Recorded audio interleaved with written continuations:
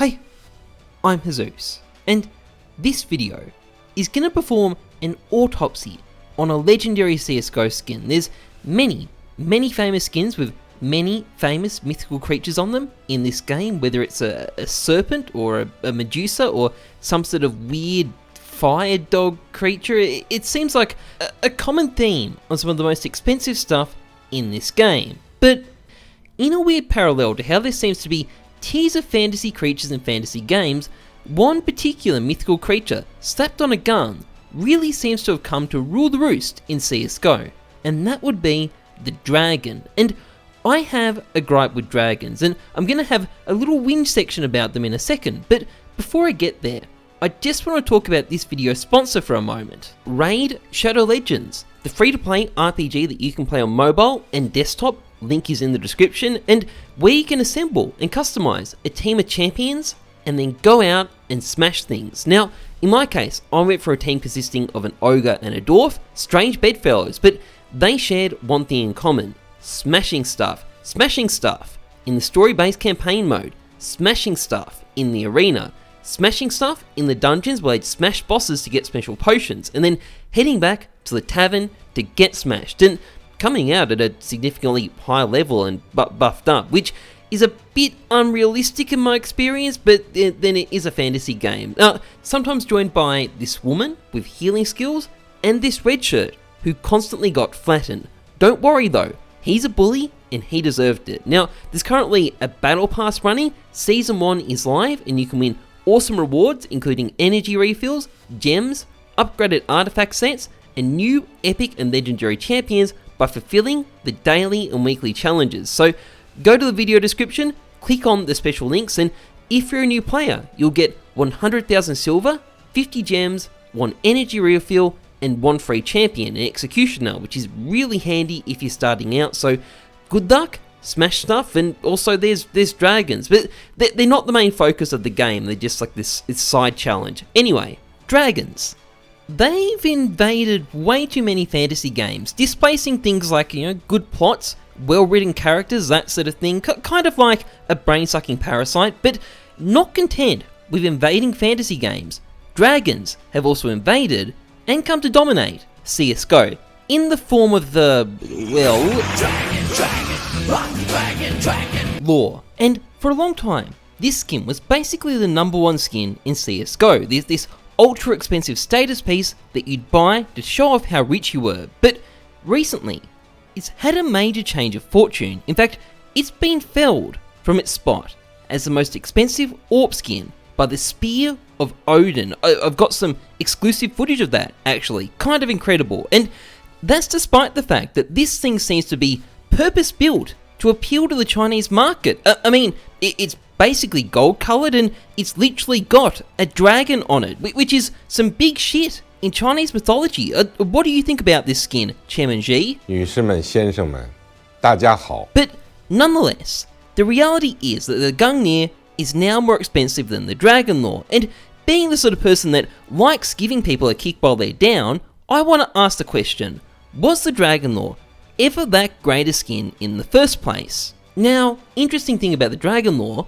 a lot of people don't like how it looks. It gets a lot of negative comments whenever it's brought up. Every time I see a bunch of people saying how shit it is. In fact, it's probably not an exaggeration to say that it gets the most hate out of any skin in CSGO. And that might sound a bit weird. I mean, if it's one of the most expensive skins in CSGO, how can it have that many haters? Well, the explanation is probably that it has so many haters because it's such an expensive skin.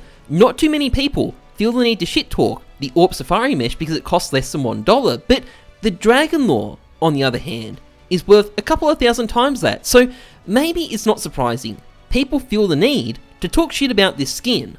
But here's my complaint about the looks of this thing, because I have no problem with the design itself. It's striking, it's cool, but it's shit with stickers. Like, I struggle to find a sticker craft that I actually like of it. I dig the Na'Vi or Reason Hollows on the scope, but that's really about it. I think stickers on the body just look kind of shit, and there's all these high-end crafts with this thing that I just don't think look very nice. I mean, just compare it to the AWP Medusa. it's night and day. The Medusa is just a banger with stickers, but the Dragon Lore, I don't think it works very well. Now, in fairness, this is subjective, and as my catchphrase goes, trust the numbers, not your gut. So let's see if we can find something a bit more objective to look for, preferably based on numbers. Well, here's some numbers. So you're only 12.5 times more likely to unbox an Asimov from a case as you are to get a Dragon Lore as a drop. And I mean, the Dragon Lore is way more than 12.5 times the price of the Asimov, so I mean that bodes well for it. It's punching above its weight, right? Well, except that comparison kind of sucks, because you can open up Phoenix cases whenever you want for just a few dollars. Well, the Dragon Lore has only dropped during a few specific operations, and yes, it's been a promiscuous skin. It's been inside of 5 different operations at this point, but obviously, it's still only been available on specific occasions, and the last of those was nearly 3 years ago now, so this thing's rareness has definitely been engineered by Gaben. But there are still a few skins we can compare it with, like the Medusa, which is only dropped at 3 operations. The Dragon Lore is more expensive, or the Prince, which is only dropped for 1 operation, but the Dragon Lore is more expensive, so even though there's less of these skins, the Dragon Lore is still beating them when it comes to price. And again, sure, the Gungnir is more expensive than the Dragon Lore. It's arguably the number 1 AWP skin in the game, ignoring souvenirs anyway, but it's only been dropping for 1 operation as well, and if you look at the listings on Buff, well, there are a lot less of them around, and given how common the Dragon Lore is, it's doing pretty good. And that's not the only disadvantage it's overcome. You see, the Dragon Lore is also one of the most duped skins in CSGO. People took advantage of Steam support to replicate this thing by the hundreds, or maybe even the thousands, during the early days of CSGO. Now, Valve put a stop to this years ago, but the skins are still there, and luckily for the Dragon Lore, a lot of them did also get banned on gambling bots and linked accounts around the same time. I mean, this bloke from CSGO Reaper got 147 of the things banned on a single account. I got to give that one a not stonk, so that does balance it out. But when it comes to gambling, that's where I think there's an interesting angle to the Dragon Lore. You see, skin gambling and skin betting allowed a lot of people to build up enormous inventories without having to invest that much in the game.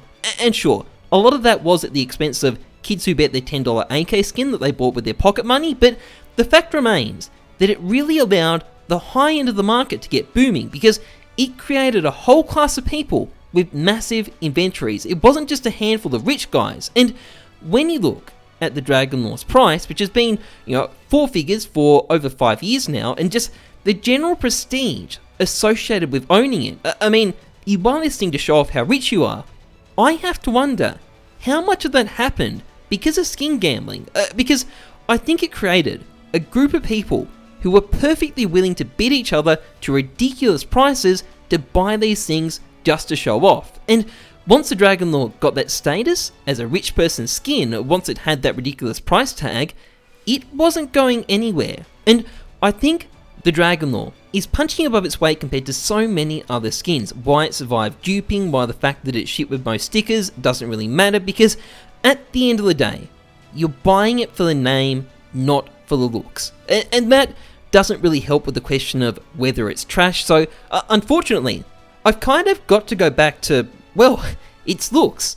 And I'm going to say, no, it's not trash. It might be a status symbol, so it plays by a different set of rules as a result, but this thing is a lot nicer than Gaddafi's golden handgun. It's not just some tacky gold thing. It's got actual artwork with some actual color balance. It's not like the Fire Serpent. I think this thing actually has some form of artistic merit, even if it's not for everyone. And of course, it's definitely not going to be for everyone because it costs a couple of $1,000s. Want to show off? Well, that's going to cost you. Welcome to CSGO. Anyway, that's pretty much it for this video. If you enjoyed it, please like, comment, subscribe. Greatly appreciated. Otherwise, trust the numbers, not your gut. I'm Heyzeus. Thanks for watching. See ya.